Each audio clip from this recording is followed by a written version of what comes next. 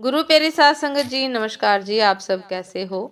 आशा करती हूँ बाबा जी के श्री चरणों में अरदास करती हूँ कि मालिक की कृपा से, निरंकार की दया मेहर से आप सब बहुत खुश होंगे, मौज बहार में होंगे और अवश्य ही भजन सिमरन में होंगे। साध संगत जी, मैं हाजिर हूँ आज आप सभी से एक बहुत ही खूबसूरत साखी साझा करने के लिए। उम्मीद करती हूँ ये साखी आप सभी को बहुत पसंद आएगी। तो साध संगत जी, चलिए आइए समय ना गवाते हुए शुरू करते हैं। साध संगत जी, एक व्यक्ति बहुत दिनों से तनावग्रस्त चल रहा था, जिसके कारण वह काफी चिड़चिड़ा तथा क्रोध में रहने लगा था। वह हमेशा इस बात से परेशान रहता था कि घर के सारे खर्चे उसे ही उठाने पड़ते हैं। पूरे परिवार की जिम्मेदारी उसी के ऊपर है। किसी ना किसी रिश्तेदार का उसके यहाँ रोज आना जाना लगा ही रहता है। उसे बहुत ज्यादा खर्च करना पड़ता है, आदि आदि। साथ संगत जी, इन्हीं बातों को सोच सोच कर वह अक्सर काफी परेशान रहता था। अपने बच्चों को अक्सर डांट देता था तथा अपनी पत्नी से भी ज्यादातर उसका किसी न किसी बात पर झगड़ा होता रहता था। इसी तरह समय गुजरता गया। एक दिन उसका बेटा उसके पास आया और बोला कि पिताजी, मेरा स्कूल का होमवर्क करा दीजिए प्लीज। वह व्यक्ति पहले से ही तनाव में था, इसलिए उसने बेटे को जोर से डांट कर भगा दिया। लेकिन जब थोड़ी देर बाद उसका गुस्सा शांत हुआ तो वह बेटे के पास गया। उसने देखा कि बेटा गहरी नींद में सोया हुआ है और उसके हाथ में उसके होमवर्क की कॉपी है। उसने धीरे से जब कॉपी लेकर जैसे ही नीचे रखनी चाहिए, उसकी नज़र होमवर्क के टाइटल पर पड़ी। होमवर्क का टाइटल था, वे चीजें जो हमें शुरू में अच्छी नहीं लगती लेकिन बाद में वे अच्छी ही होती हैं। इस टाइटल पर बच्चे को एक पैराग्राफ लिखना था जो उसने लिख लिया था। उत्सुकतावश उसने बच्चे का लिखा हुआ पढ़ना शुरू किया। बच्चे ने लिखा था कि मैं अपने फाइनल एग्जाम को बहुत धन्यवाद देता हूँ, क्योंकि शुरू में तो ये बिल्कुल अच्छे नहीं लगते, लेकिन इनके बाद स्कूल की छुट्टियां पड़ जाती हैं। मैं खराब स्वाद वाली कड़वी दवाइयों को बहुत धन्यवाद देता हूँ, क्योंकि शुरू में तो ये कड़वी लगती हैं, लेकिन ये मुझे बीमारी से ठीक करती हैं। मैं सुबह सुबह जगाने वाली उस अलार्म घड़ी को बहुत धन्यवाद देता हूँ, जो मुझे हर सुबह बताती है कि मैं जीवित हूँ।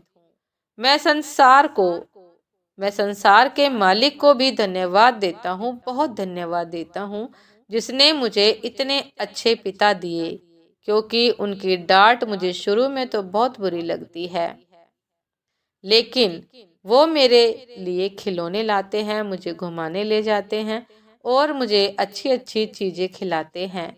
और मुझे इस बात की खुशी है कि मेरे पास पिता है, क्योंकि मेरे दोस्त राजू के तो पिता ही इस दुनिया में नहीं हैं। और इस बात के लिए मैं ईश्वर का, दुनिया बनाने वाले का बहुत बहुत धन्यवाद देता हूँ।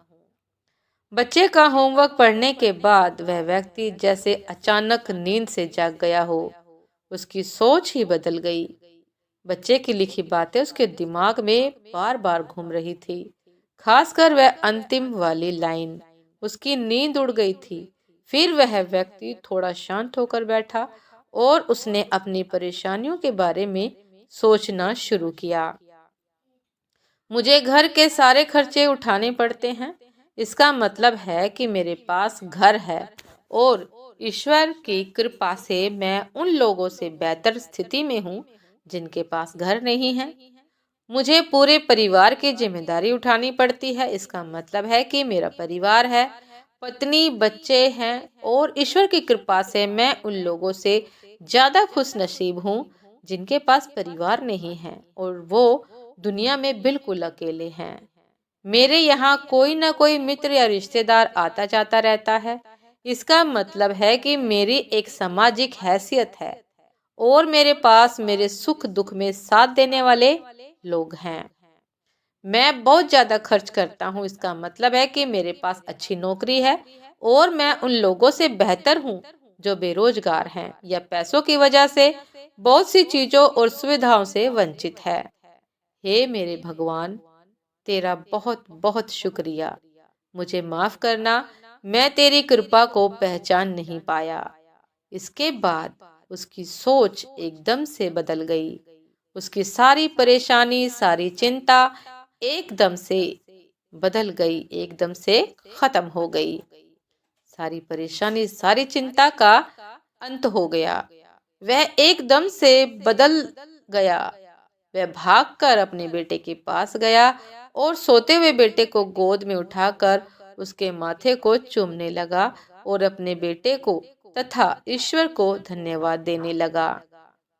साथ संगत जी, हमारे सामने जो भी परेशानियां हैं, हम जब तक उनको नकारात्मक नजरिए से देखते रहेंगे, तब तक हम गंभीर परेशानियों से घिरे रहेंगे।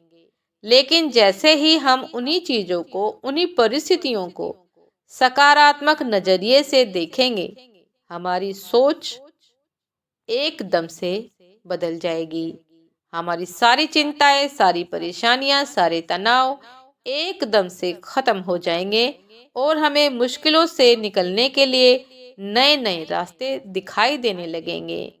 तो साथ संगत जी, ऐसा असर होता है सकारात्मक सोच का। हमें सदैव सकारात्मक सोच रखनी चाहिए, क्योंकि सकारात्मक सोच के जरिए ही हम तमाम परेशानियों से, मुसीबतों से बाहर निकल सकते हैं। और साथ संगत जी, हमें हर पल मालिक का शुक्रगुजार होना चाहिए कि परमात्मा, आपने जो दिया है, जितना दिया है, मेरे लिए बहुत है, काफी है, तेरा शुक्र है। कि साथ संगत जी, जो कुछ हमारे पास है, कितने ही लोगों के पास तो उतना भी नहीं।